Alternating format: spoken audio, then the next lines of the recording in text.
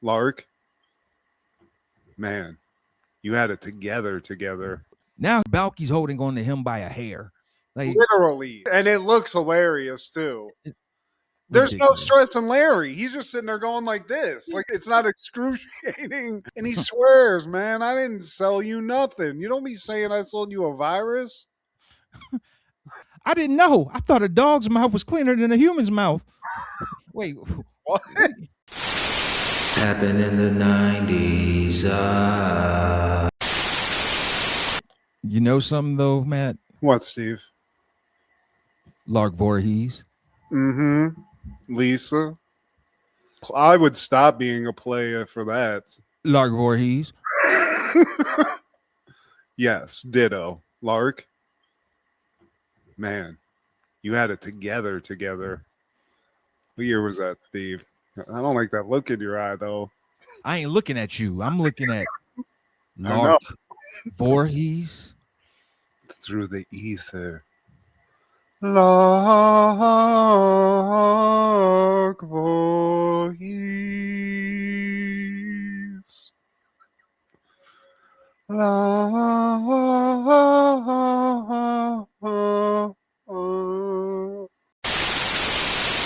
We could do it from the night to the daylight.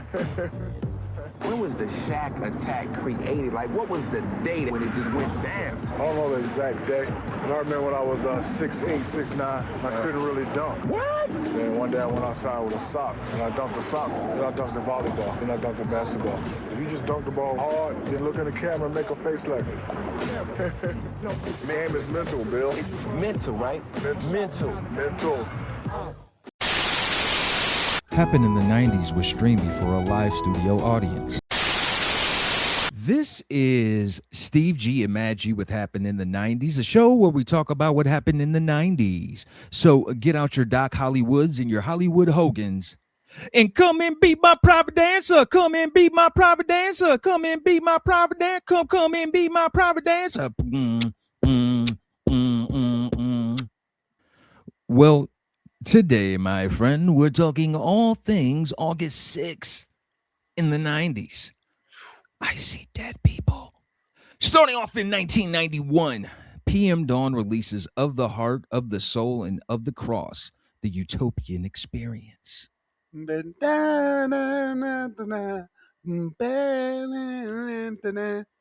adrift on memory. That ain't even the best song on the album, Steve. It's not? No, I'm telling you. Paper Doll is good. It's a single. But there's another one, Steve, called Presence of Mirrors. Man, look at you. That's the song. That one. Been jogging to it all weekend. Hey, PM Dawn, you have a friend who contributed a half of a penny to your streams. Yeah. I'll buy the whole album, PM Dawn. I think you guys are doing all right. But I will say this. I won't buy it for this one. Sorry. But the album art is the only thing I don't like about this album. It's kind of weird. They're like on a glacier. Well, I don't know. They're meditating on a glacier. I guess maybe it's good. But... Well, they're weird. Have you Google searched them? What's weird? Let's dig into this. They look kind of like hippie-ish. Hippie-ish. Like, is that kind of what it is? Yeah, this is something Lisa Bonet would listen to or some shit in the early 90s. I don't know. Yeah. Like they would open for Lenny Kravitz or some shit. The only thing I came for was the Set Adrift on memory. Like it sounds like something that you would hear on a TGIF show, like Urkel takes Myra to prom or something, and then you hear ba ba ba ba ba. They sample that song, but that's hilarious, dude.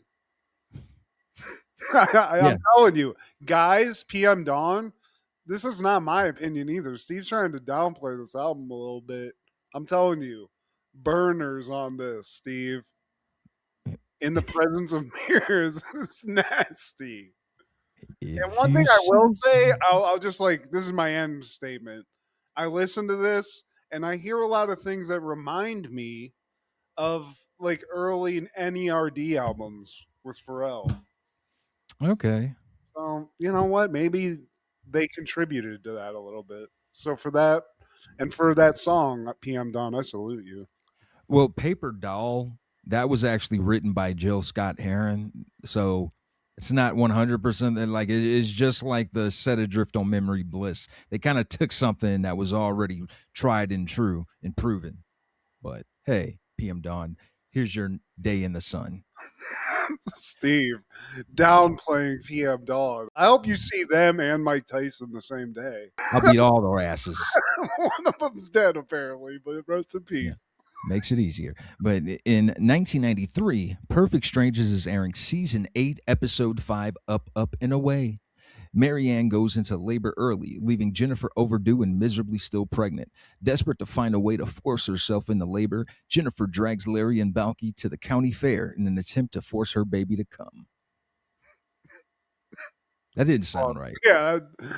Yeah, but still, that's accurate somewhat. 2-parters, Steve. We're going to cover the last part because the first part, let's be honest, leading up to this. One, this whole thing, I hate it because it deals with something that I hate. Hot air balloons. They're dumb, Steve. They're very dumb. It's a dumb thing. It's 2026, people. Even back then, it was 1993. What are we doing, Harry Houdini? What the hell? You can't steer it. You can't do shit. You go up in the air and you just see what the fuck happens. It doesn't make a lot of sense to me. Hey, the Wright brothers once came up with this thing that where you don't have to do no shit like that. Yeah, they figured it out. Yeah. And the shit that they used to figure it out was more advanced than this shit. Yeah. You know what I'm saying? I don't get it. But anyway, we're back here. One thing that I love about this whole thing with like Larry and Balki having girlfriends is that everything's synced up at this point. See, we're at the end. Everything's synced up. Even these 2 chicks are knocked up at the same time. Yeah. That's crazy. They're in there fucking in this apartment. Just making me. This one night, Jennifer got a hold of that Duce. Yeah, dude. Balki made some muposi and I don't even know what it was. And next thing I know, I'm just covered in Jen. So Jen, Marianne, the respective pregnant ladies, they're pregnant in the first episode. But Marianne, Balki's lover, she's like kind of going through pregnancy stress-free. Jen, over pregnant, she's ready to pop. She can't pop. Marianne does, and she's jealous. So leading up to this episode, which is the second part, she gets Balki to sort of explain what they did the day she gave birth to try to replicate it. What did she do? Because I got to pop this thing. It's about to come out of my butt if I don't give birth. So we got to do this. So she figures out they went on a hot air balloon ride. I wouldn't pay for it, but that's what happened. They kind of do 1, 2, 3, and they say, I think that's what made her pop. So we're going to do this. So Jen gets in her head. Larry's not happy about it. Balki, he's just there for the ride, Steve. The hot air balloons at the county fair, I guess in Chicago where they're at. But yeah, now we're there in the air, and Jennifer, she's feeling nauseous. She's got a kid hundreds of feet in the air, and Larry, he blames Balki. But Balki's like, look, think about it on the bright side. We're at one with the birds and the clouds and shit. Now, feel free, Larry. Feel free. Yeah, jump around. Here's the thing, Steve. If I'm in this situation, I am Larry, for sure. And if Balki starts jumping around, he's getting knocked the fuck out. I can't stand it. I'd be like, dude, no. And your wife's pregnant and about to pop? That's not cool. But Balki's, he's just having a great time. Not only is she pregnant, she's in labor. And it's something with Balki and tossing salad. Because in this, he says, well, toss my greens and call me Caesar. He's into it, Steve. He's just trying to tell you without telling you. Yeah, Marianne likes to toss a salad. Booty, a man's butt. We know that. We just talked about it. Jen, it worked. Her little scheme worked. But they're up in the air. Larry's about to toss Balki out, but he needs him because he's the only one that watched Howard, the carny, work this thing. And am I mistaken that isn't there like a cord you pull or something to make the shit like something like a flame inside? Yeah. Like, this is some second rate shit, Steve, because there ain't even that contraption. This is just like some kind of balloon. Yeah. Regular. It's a regular a helium balloon for all we know. Larry's telling Balki, man, shut the hell up before I throw your foreign ass off this. He's like, man, no worries. I used to deliver goats before, and I helped them deliver birth to the little Joeys, to the kid. Well, no, not the Joeys, to the kids. Yeah, I don't know. It might be Joe. No, that's a kangaroo. That's kangaroos, yeah. That's a kangaroo. But he did it, Steve. He had a whole like bib to get the blood and all the baby guts off of him. He explains it. It's Meepos. It's commonplace stuff. But then they realize, oh crap, we're going up again, which is a problem because they're already up. They got no control. Balki looks over the edge of the little basket. He notices that these sandbags that kind of like weigh this thing down, it's leaking, Steve. It's leaking like Jen in that basket. Yeah. And dude, I know it's a TV show, but they're taking things so nonchalantly. Like, Balki's a new dad. He's on this hot air balloon cracking jokes. Just found out the sandbags got a leak, and he's just over here chumming it up with Larry. But Larry volunteers Balki to go outside and try to put a cap to the sandbag. If I was Balki, I'd be like, fuck are you saying, man? Dude, yeah, exactly. No, nothing. You're not gonna hold my feet or like tie my coat around me or nothing. You just want me to climb out here and fix the leak. And we're not rock, paper, scissoring, man. And rock, paper, go fuck yourself. I'm not doing any of that shit. Yeah, man. I already had a kid. Like, fuck you two. Exactly. Fuck your kid. I need to live. This kid ain't even around yet. But Larry, he's like, yeah, man, you got to go. Because, I mean, my wife's having the kid. I got to be here. So go over the side. Do what you got to do. And Balki complies, man. He just does it because he's a G, dude. He has no fear. That's how they hold it down in Meepos. I guess, dude, because he's down there. We cut away. I don't know why. I'm stressed out. Larry and Jen, they're working through the contraction, Steve. The stakes are a little higher. It's not just that they're like floating around in air and they don't know where they're going to land. With that bag leaking, they're going to go up so high, they either won't be able to breathe, or Balki explains that like maybe the balloon will just explode in some way and they'll just fall to their deaths. Yeah. Either way, that's terrible for an expectant mother. But they're working through it. Balki's working through it. Seems like he fixed the leak ingeniously with, I think, like just a hanky, Steve. He didn't even have to sew it or anything. With a hanky. But along the way, Balki slips, and now he's hanging upside down from the balloon. And he's taking that rather nonchalantly, but it's TV. Larry, he has to help. So he goes out on the edge of the balloon, and he falls out. Now Balki's holding on to him by a hair. Like, literally. And it looks hilarious, too. There's no stress in Larry. He's just sitting there going like this. Like, it's not excruciating to hang by your body weight. Thank God it's not me, Steve, or you. We ain't got none. Even if I did, it'd be a little thin. I think it'd just rip right off. They're 100 yards in the air, dude. Like, he could try to hold on to a toothpick. It's falling out. And then it just keeps getting worse because at some point, like, Balki lets go. Larry grabs him. There's a whole bunch of just, like, movement, Steve, that shouldn't be happening. And it's going on for a long time, too, to be honest with you. It's ridiculous. It gets to a point where he's holding on Balki's hair, and then all of a sudden the helicopter show up. Now Larry, he climbs Balki back into the balloon, and I don't know how that works. He has shins and calves of steel. That Balki. Larry, both of these guys are like just ripped, Steve. Larry climbs him like Mount Kilimanjaro, and then grabs Balki's hand and just Schwarzenegger's him back onto the basket. Now, mind you, gravity's working against them, but yeah. But Larry does pull-ups in that house, Steve. Him and Balki do Meepos workouts. It's like jail shit. Yeah, for 7 years, man, they've been doing that. I forgot. And the guy in the helicopter, he's like, "Hey, smile. You're going to be on the evening news." Like, dude, get your ass over here. Yeah. Well, here's the thing. How does he save him in a helicopter, Steve? There's no way. And here's my problem with this whole episode. We don't see how they live through this. We don't. I wanted to at least see how they were rescued, but before we get to that, Balki and Larry are like hanging there for minutes, Steve. I can't hang with no stress for like 30 seconds. I'm in pain. These guys, they're Iron Men.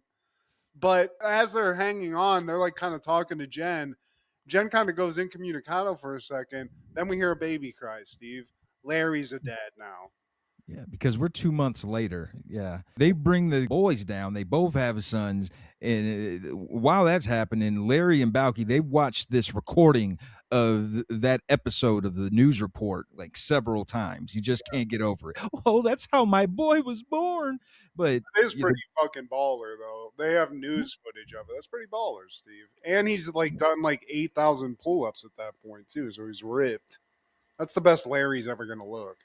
That's fair. But where he messed up was he named his son Tucker. Hi, Tucker, I'm Todd. Hi, Todd, I'm Tucker.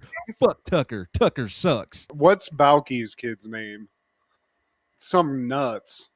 Kerosene. I don't know. It's some meepos. But then, you know, the ladies go to make dinner or whatever, and Larry and Balki are there to watch their sons. But instead of do that, we just watch like a 2-minute montage of just the hits. Yeah. All the hits. A lot of dancing in this show through the years. Man, he got to show him how he gets down in Meepos. It's not a TGIF finale if you don't have montage.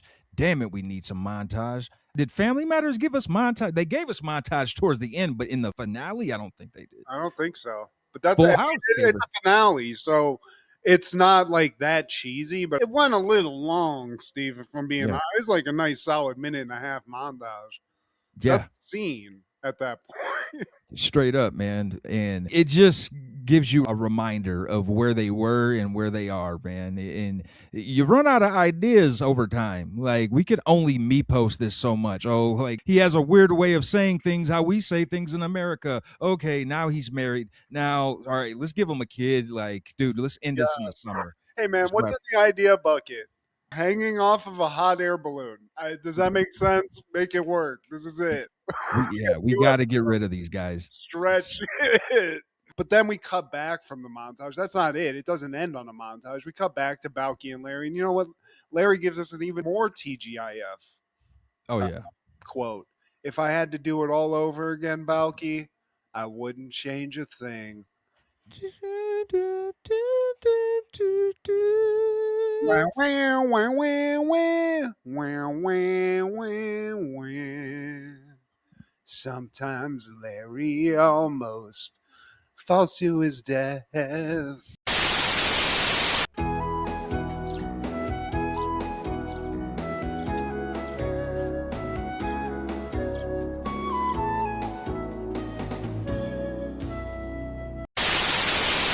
On that same day in 93, The Fugitive premieres. A respected Chicago surgeon unjustly accused of murdering his wife must find the real killer while being the target of a nationwide manhunt led by a seasoned U.S. Marshal. Directed by Andrew Davis, starring Harrison Ford, Tommy Lee Jones, Celia Ward, and Joe Pantoliano. Joey Pants. Joey Pants. Making the money in the 90s, man.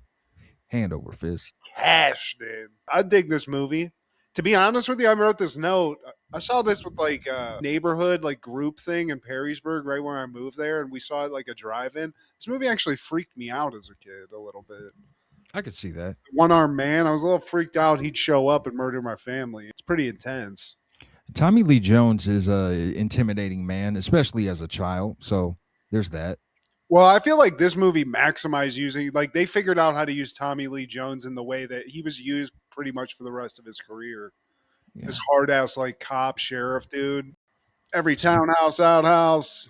You know, some people have the corner three. Ray Allen, he's a corner three. This is Tommy Lee Jones corner three. He's found his spot on the court. But here's my thing with Tommy Lee. He can play a crazy motherfucker too.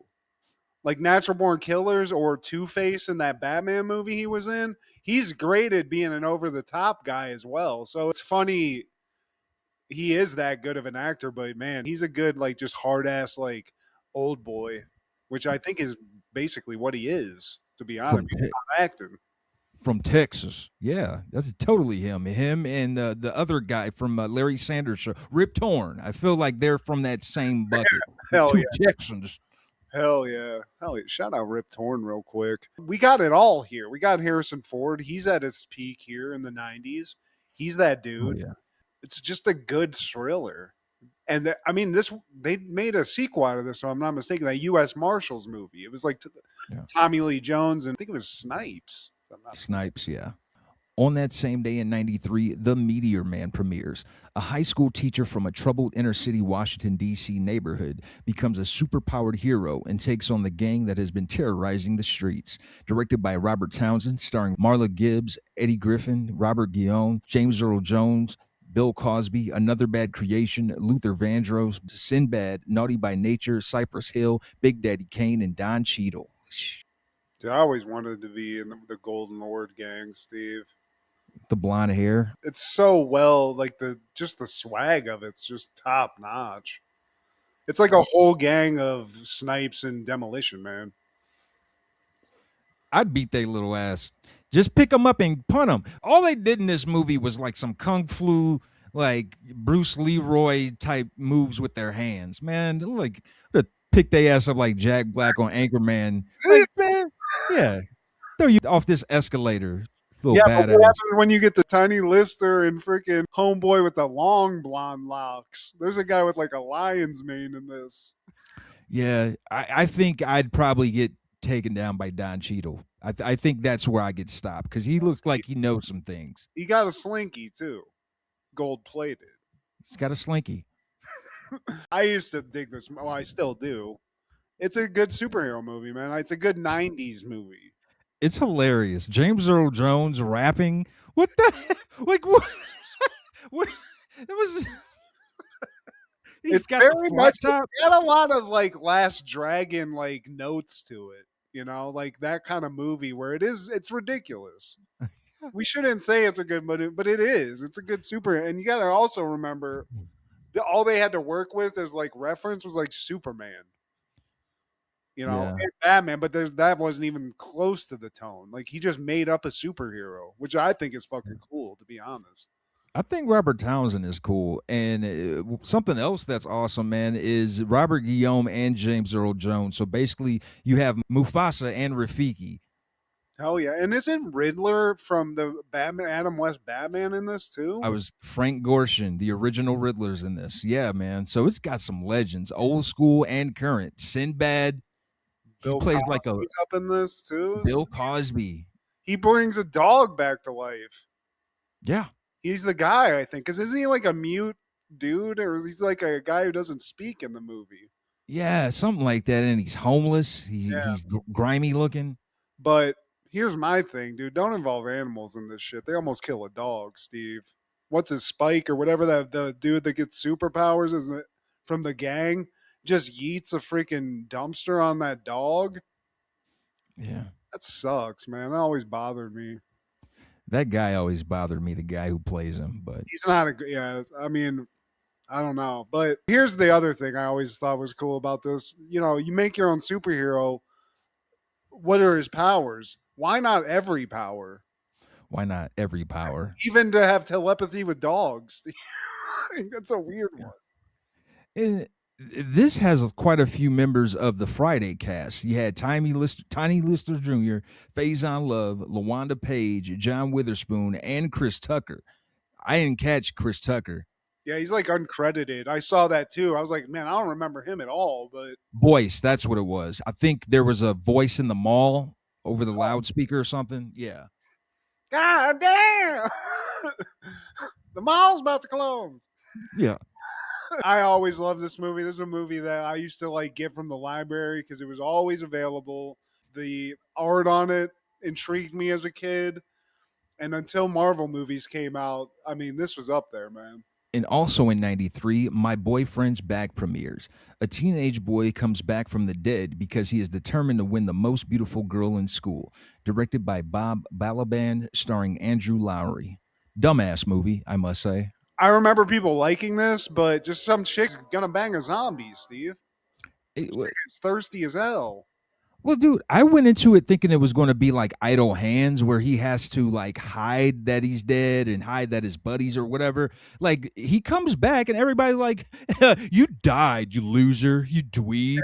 You're not alive anymore." And stop making fun of him. He's dead. yeah, what else like is wrong with him, bitch?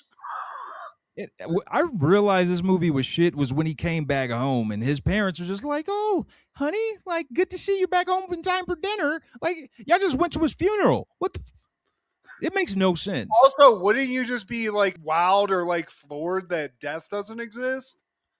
Like, what? Like this shit exists now? Are there vampires? Like, what's going on here? But yeah, it's a dumbass movie, Steve. I never liked this movie. I remember the previews for this movie. I like zombie movies, but if I'm gonna watch a funny zombie movie, I'll throw Shaun of the Dead in. Yeah, and this Andrew Lowry guy, we got Tim Robbins at home. Yeah, like Philip Seymour Hoffman, he is adamant about beating this guy's ass, especially when he finds out he's dead. Like he is on his heels really throughout this movie. Well, please do. And I would be too. The guy's dead. And you guys not seen these movies? Night of the Living Dead's out, y'all.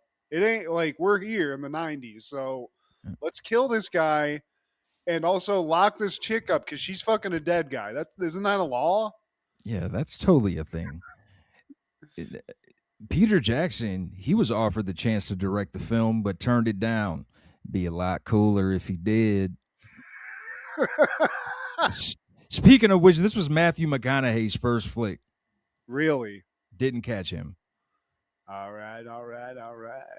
Dead pussy's good pussy. Am I right, y'all? And that's what I like about dead pussy. I get older, they stay in the same place. It keeps getting mushy. I don't know, Steve. That following year, 1994, Weird Science is airing Season 2, Episode 1, Lisa's Virus. Lisa gets a computer virus where she looks like she has a cold. In her debilitated state, she brings her favorite soap opera to life, including a homicidal killer. I'd like to catch a virus from Lisa. You've got AIDS. You've got cyber AIDS. Yeah, another Weird Science episode, Steve, where it gets a little sexual. Is there anything but this episode? Because this is just a rinse and repeat show at this point. Well, yeah, that's why I was on USA, and you got to make the most of what you got. And damn it, you got Vanessa Angel. So every episode, let's have her doing something erotic or erotic with, yeah. Yeah, and bring me some pizza too. You don't got to be erotic about it, but hell yeah. But Gary, we're hanging out at his place. Wyatt, he comes in with like a new game. And Gary's in the bathroom. And Wyatt's like, let me load this up, which Gary's not into. You know, Wyatt could fuck his shit up. They do have some sort of genie woman living in this computer, so let's keep it cool. Yeah. It's taking a lot of space. But Wyatt's got a new copy of Virtual Hooters. Give me a copy in school, Steve. I would have taken this home immediately. What a waste of money. What's the end goal? Like she shows her tits? Yeah, dude. And that's it. She's hot. Should she get cooler? Click yes. She starts taking it off. You know where it's going. There's 3 boards. All right. Her titties. You're done. Want to start over? Should I put this pickle in my mouth? It gets weird, but it's virtual Hooters, Steve. It's the hot thing. Wyatt's got it off somebody from school. So fuck when Gary says this rich bitch, I'm throwing this disc in here so I can see these virtual titties. He does just that. Loads the game on it. It looks pretty cool for a second, but then everything starts going to shit. Wyatt immediately comes in like, dude, it's a virus. Like, dude, I got to do something about this. So while he's looking for something to take the floppy disk out, Gary just rips it out. Yeah, I mean, this is a no-no for a nerd, Steve. You just committed some kind of crime here. But he got the disc out, but the little Jurassic Park error screen just keeps scrolling. That virus is going hard in that computer, Steve. Lisa, she pops up, but she half appears. At first, you just hear her voice, and then when she comes in, going back and forth to disappearing, reappearing. And she doesn't know their names. She doesn't even know her name. She's got a virus. Computer love. What do you do in this situation? You got a virtual woman that you want to keep alive. You've infected her with some sort of gross porn game virus. Wyatt's like, look, man, just turn it off and on, which is my thing for any technological issue. Turn it off and on. It'll probably work right after that. If you turn it off, man, she might get amnesia again. But now they realize that they must confront the guy who sold them that. Might be a bogus copy. So the person that sold it to him is Seth Green. Like, where wasn't he in the 90s? Ugh. Seth Green selling shoddy porn games. Sounds about right. Sounds about right. His name in this is Lubeck. And he swears, man, I didn't sell you nothing. You don't be saying I sold you a virus. I didn't know. I thought a dog's mouth was cleaner than a human's mouth. Wait, what? Wait, dude, we're talking about you crashed my system. We need the original. I don't have it. Principal Scampy has the original. Confiscated discs, Steve. So cut back to Gary's, and Lisa is getting way into some like soap opera that's on TV. One Life to Love. One Life to Love. Brooke, Michael. There's a whole lot of drama going on, and she's into it. She's sick. It just makes sense to her. The guy, I just got to say, Damien, is that the guy from Teen Wolf? I think he's that guy from Teen Wolf that made him buy the beer. So she's into it. Chet comes home. He's kind of in a mood. But then she comes out, and she's all, like, messed up. She thinks he's a guy in the soap opera, and she's also a girl from the soap opera. She thinks she's in love with Chet, Steve, a.k.a. Michael. And she is Brooke. We must get out of here. Damien will kill you if he sees me alive. But Chet is stuck. Like, hold up. Wait. I don't know what's going on. She makes out with dudes like, shit, I ain't got to know what's going on. Yeah, how long you staying? Ooh, yeah. Damien, I don't care. Go upstairs, hide. Make it. Even Chet in his horniness, because, I mean, I wouldn't question a thing. I'm immediately just like, where are we going? Like, I'm not questioning it. Chet's like, maybe she's fucking crazy, which, I mean, that's a great thing to think, Chet. Some hottie just walks into her. I mean, I'm sure there's somebody who's been killed in this way, but look at our little angel, Steve. Vanessa. Meanwhile, Gary and Wyatt, they're in the principal's office because they need their disc back. It was confiscated by Principal Scampy. If he doesn't get it back, he tells them that, like, man, I'll lose all my files. Well, here's the thing, Wyatt. I'm just the cog. And other people are cogs. I passed it to a cog who passed it to another cog. And he passed it to a bigger cog. So it's been passed on. I couldn't even tell you where it's at. Hey, Principal Scampy, why do you have no pants on? Don't ask about that. That's it. Get out of here. So Principal Scampy, he gives this weird excuse that Steve explains, kicks him out, and then we hear Principal Scampy might not have sent that to another cog, Steve. I think he's in there playing virtual Hooters. Jack off. Oh, dude. Press F2 to see me take a shower. And back to Chet and Lisa. They're at the bar, and he's like, so you mean to tell me we've rocked the Casbah, the hot tub, Mile High Club? Have we done it in a restroom full of people? Not yet. Oh. But wait, where'd you say we met? And so even again, Chet's afraid of the pussy, Steve, is really what's up here. He can't believe it. And then he keeps asking these questions.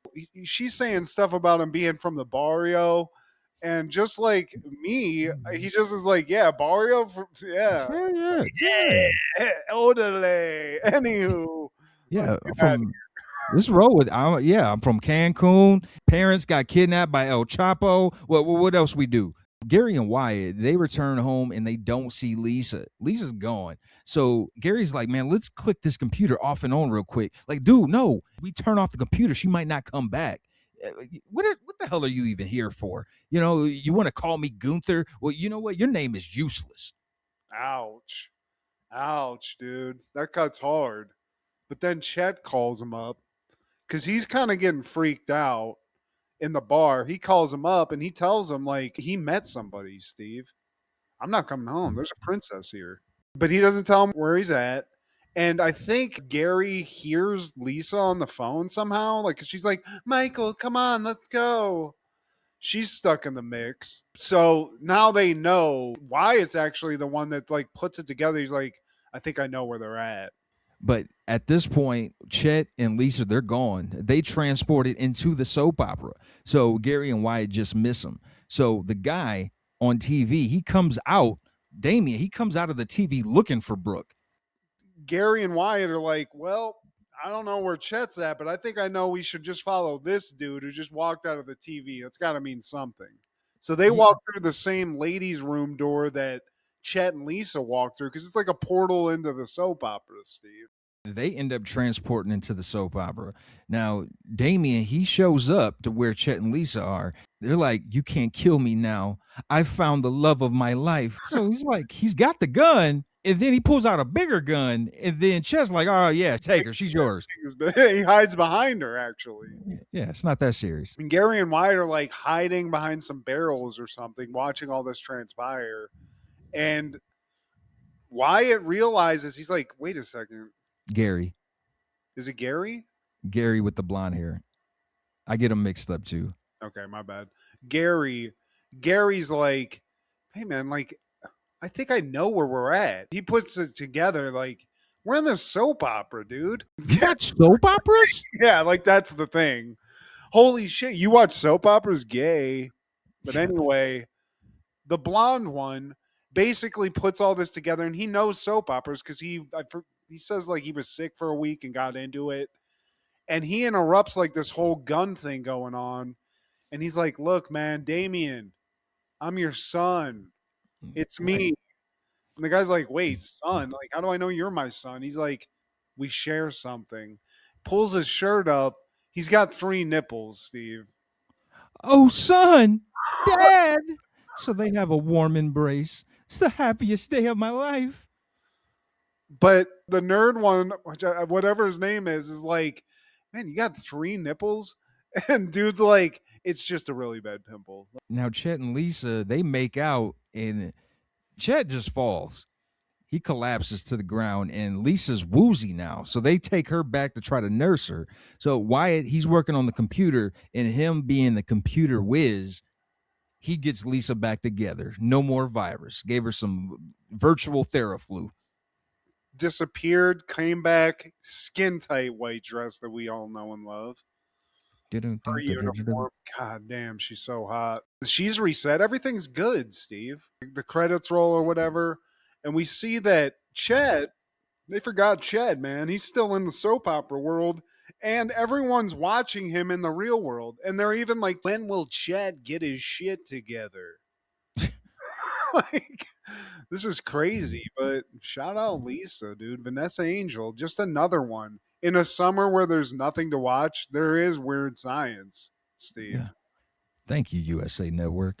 In 1996, Two Live Crew releases Shake a Little Something. Two Live Crew, thank you for being quite possibly one of my favorite albums of the 90s. I'm just now realizing. I love the music. I love the album art, Steve. Just some asses with them looking up at it. I love it all.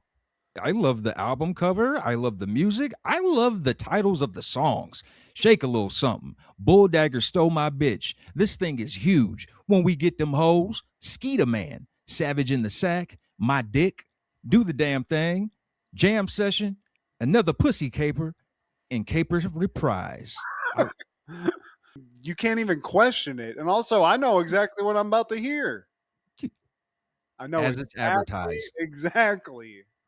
And it's fantastic. It's not like that Childish Gambino album where I think I'm getting rap and I end up getting Stay Woke, then screaming, won't you find a body? Some, you know exactly what you're going to get. I did notice there's no Luther Campbell. I think he might have put more focus on his solo career. I noticed that too, and there is something to be. I think there was like a little shakeup in the crew for a little bit. Had to be. Yeah, but still, shout out to Two Live Crew. And also, I heard Luther has some slamming wings in some strip club parking lot in Miami, so I'd love to go to see that. Yeah, too bad I'll never go to Florida voluntarily. But in 1997, Def Jam's How to Be a Player premieres. A playboy gets the tables turned on him when a party is arranged with all of the women he has been two-timing are in attendance. Directed by Lionel C. Martin, starring Bill Bellamy, Natalie Desselle, Bernie Mac, Pierre, A.J. Johnson, J. Anthony Brown, Max Julian, Jermaine Hopkins, and Gilbert Godfrey. I'm gonna kill you. I'm gonna kill you. Some bitch. Why the hell y'all listening to this damn music, dude? Bernie Mac's great, and it also stars the Mac, Steve, Max Julian. Max Julian, man. I love that they threw him in there. I didn't even really understand that when I saw this as a teenager. But I mean, shout out to all the hotties in this. It's just Bill Bellamy slamming some hot ass. Some of the finest women, man. Like Lark Voorhees. Like this, there's a reason why I had to profess my love for Lark Voorhees on Crushgasm. And shout out to Crushgasm. It has returned. Yes. I'm right there with you, dude. I get it. I like that his boys are just around just to go, like, wait for him to stop fucking another chick. Dude, don't take me on your sexcapades if I'm not getting them too. I don't care about your cocktails. I like the one guy who gets almost killed. The one friend, it's kind of light-skinned dude, almost gets Pierre? killed. Yeah. What else was he in? He was in like a lot of like these kinds of movies. Like, you know, he might have been in a Master P movie or something like that. Yeah, that sounds about right. He's in I Got the Hookup, probably. But he's a hilarious comedian, man. And AJ Johnson, speaking of hilarious comedians, and RIP, like he's one of the homeboys, and Jermaine Hopkins from Wayans Brothers, from Juice, Lean on Me. Like, he's kind of a legend in the Chitlin circuit way. I dug this movie when I was a kid. I mean, it is what it is. It's not like you blow your socks off, but I think it's funny. And when you get like the Bernie Mac in it and stuff, it's hilarious, dude. And he's married to Beverly Johnson, I think, Miss Trinidad from that Martin episode. Ground even the bitchy sister could get it, Steve. I don't even care. Natalie Desselle? Yeah, I'll throw one at that. Oh, yeah. Shout out to Natalie Desselle. R.I.P. to her, too. What? Oh, my God. Yeah, it's unfortunate, man. But, hey, you're showing her love, though. But in 1999, The Iron Giant premieres. A young boy befriends a giant robot from outer space that a paranoid government agent wants to destroy. Directed by Brad Bird, starring Jennifer Aniston, Harry Connick Jr., Vin Diesel, James Gammon, Cloris Leachman, John Mahoney, Emmett Walsh, and Christopher McDonald. Shooter? Shooter? You want to go to Red Lobster, Shooter? I love this movie, man. This is like animation style that's gone. It's not all big-eyed humans, cute humans, and shiny shit. Like, this is real animation, Steve. Voiced by Dwayne Johnson. Yeah, it is weird. Of course, Vin Diesel's the Iron Giant's voice. Yeah. Iron Giant from a 4'7" guy. Yeah, just take a shit and we're going to record the sounds you make and we'll figure it out after that. There's only 53 lines from the Giant. I read that on MDubs. He's learning in this movie. This kid finds him. He's basically got the mind of a child, but he's a giant monster. And this kid befriends him, and then he has to protect. It's kind of like E.T. a little bit, but the thing's a fucking giant. It's kind of like E.T., and it's also kind of like Big Hero 6, which is my shit. I would rather watch that before I watch Giant Robot again. I've never seen it. So Big Hero 6 is good. I've never seen that movie. Big Hero 6, man, get ready because the heartstrings will get tugged, dude. It's like watching Up. I know you've seen Up. Yeah. Yep. Yeah, it's like that, man. Okay. All right. Well, I'm in for it. But I dig this movie. And again, I like the quality of the animation is top notch. Whether or not Vin Diesel's the voice behind it. Like, that's a bonus, dude. That's a cherry on top. Also in 99, Mystery Men premieres. A group of inept amateur superheroes must try to save the day when a supervillain threatens to destroy a major superhero and the city. Directed by Kinka Usher, starring Hank Azaria, Claire Forlani, Janine Garofalo, Eddie Izzard, Greg Kinnear, William H. Macy, Kel Mitchell, Lena Olin, Paul Rubens, Jeffrey Rush, Ben Stiller, Wes Studi, and Tom Waits. Loved this movie when I was a kid. I watched it. It's a little boring. It's not like a fantastic movie to me, especially with all the talent in it. I don't think superhero movies were as prevalent even in 99 as they are now. Yeah. But I think there's a funny like spoof take on it where like these superheroes, like Ben Stiller's character is just a guy who gets pissed the fuck off.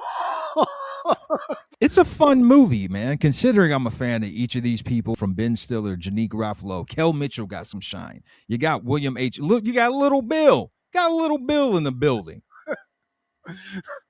My wife's got an ass in her cock. Oh, go away, Little Bill. Are you trying to fuck with me, Kurt? These are loser superheroes, and that's kind of the joke, but this is like the Avengers is like comedy here. There's a lot of fucking fun people in this movie. The ugly villain, Jeffrey Rush, because he had makeup on, I totally thought it was James Wood. They have the same grotesque. They kind of do have like the same kind of features. You're right. You could definitely fuck that up. You know what I mean? And the makeup just masked that. And I was like, oh, yeah, that's James Wood. Come to find out, he had nothing to do with this movie. He's a bigger villain in real life. That's true. That's true. That is funny. Now that you bring that up, I can't really unsee it. You can really fuck that up. That's funny. But yeah, man, shout out to all these guys. Also in 1999, The Sixth Sense premieres. After being shot by a resentful former patient whom he failed to help, a Philadelphia child psychologist seeks redemption by treating a young boy with a disturbing secret. Directed by M. Night Shyamalan, starring Bruce Willis, Toni Collette, Olivia Williams, and Haley Joel Osment. And Donnie. He's in it. Unrecognizable. It took me years to find out that was Donnie Wahlberg. Like, I didn't catch it. That kid from New Kids on the Block? That's nuts. That's probably his best acting job of all time.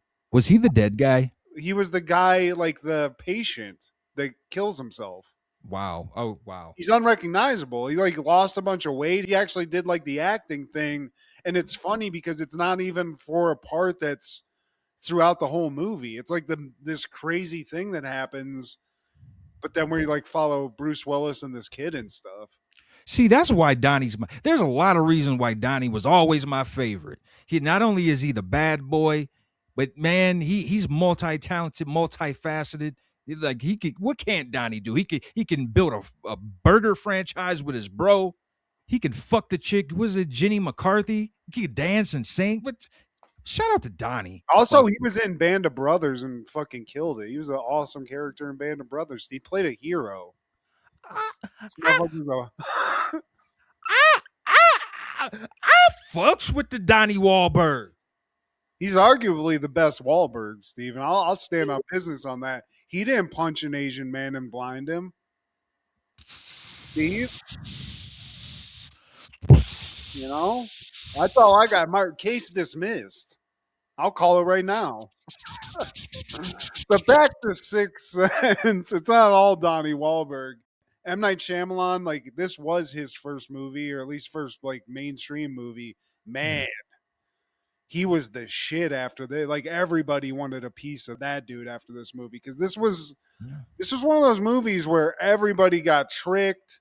Everybody, when they walked out of it the first time, mind blown. Swerve. Yeah. Also, just like the ghost and like the kind of like the scary parts of it before you get to the end, freaky as fuck too. It was like well shot. The girl that got poisoned and she was like covered in puke and shows up. There's a lot of good jump scares. It's just a downer of a movie. Like everybody's just kind of like sad. It's a sad movie. And shout out to Haley Joel Osment because he crushed it. Yeah, dude. This motherfucker owned this movie and he's in it with Bruce Willis. Bruce Willie. Do you know how he got this role? No. A couple reasons. For one, he was the only kid that came to the audition wearing a tie. And also, he told M. Night Shyamalan that he read it 3 times. And M. Night Shyamalan was like, that's great. You read your part 3 times? Like, no, I read the script 3 times. Are you okay? This is some dark stuff, kid. Kid came into here drinking coffee and smoking Newports. But he's from your neck of the woods, man. M. Night Shyamalan Ding Dong, man. Have you heard of Penn Valley? Penn Valley, PA? That's like near Philly, man. He's like a Philly legend. He's one of those guys like Kevin Smith that makes where he's from like part of every movie too. Like I think every movie's in like set in Philly for the most part, or maybe I'm wrong about that. like a Roger Waters, if you will. No, not Roger. What is that? John Waters. Yeah, not Roger Waters. Yeah. Pink Floyd, I believe. It made me like M. Night Shyamalan. It kind of turned on him after a few movies. It is what it is. I think he got it back. That's one of those things, man. I don't remember a lot of movies doing this recently, but these ones where it had a huge swerve that it got everybody and then left everybody like, did you fucking see that shit? Probably top 5 swerves in any movie, of all movies. Absolutely, dude. Absolutely. I totally agree with that. And so well done, man. But what are the callbacks for this week? This is going to be weird, Steve. But I think we've tiptoed around this. And just bringing it back to weird science a little bit. How long does it take? You get Lisa, right? You figure it out. We figure it out together. We make Lisa, right? I don't know how it happened, but we did. We got a gateway. We threw some fucking shit in it. Lisa shows up. How long does it take before we're fucking? Because I'm sitting here, why are they lollygagging and why are we joking around that that's not like the main thing happening here? Bitch, I made you. Yeah. And that might seem unethical, but all I'm saying is, Steve, that's the question I'm asking. It's we load her up. Yeah, right? We're going to have to fight for who's keeping the computer. Because, unfortunately, wherever it gets made, like she shows up, like you're going to have to fight to get that away because somebody's going to want to take that someplace else. You don't want somebody banging Lisa in your room. They wouldn't know. They would are you talking about if it was like on some Larry Balki shit? Yeah, we're roomies. I come home, I'm like, where the fuck is Steve at? And then I realize you're banging Lisa. Well, of course I'm banging Lisa, bro. Like we get our turns. She's not yours. It's just your turn, bro. But I love her. Then there's a whole murder-suicide thing. It's a whole thing, Steve. I just wanted to air that out and make sure we're on the same page because Gary and Wyatt are sitting here just being gentlemen. I'm thinking to myself, I mean, it only took me a few days to find Come Fiesta in the 90s. Like, if I get Lisa, there's going to be a Come Fiesta. And that's just that. Fiesta, Fiesta. Fiesta, Fiesta. Fiesta. Lisa. Yeah. I'd like to make Lisa a turtle. That's what I'd like to make. Well, we probably would have, to be honest with you, because it's partly your taste. We throw Lisa in the scanner. I like this, Steve. I'm getting where were we? But yeah, that's it, Steve. I just wanted to bring up that weirdness. How about you? Well, 2 takeaways. I gotta give propers to Matthew's beard. It's just very lumberjackish, and it's just Hall of Fame. Like you just saw the last episode, people. The man, baby butt, smooth skin. Now look at this coarse work of art. Look, I'm gonna give my man some time to just. What the fuck was that? just grovel, man. But I appreciate it, Steve. Thank you. And my beard thanks you. And my other takeaway is LARK VOORHIES.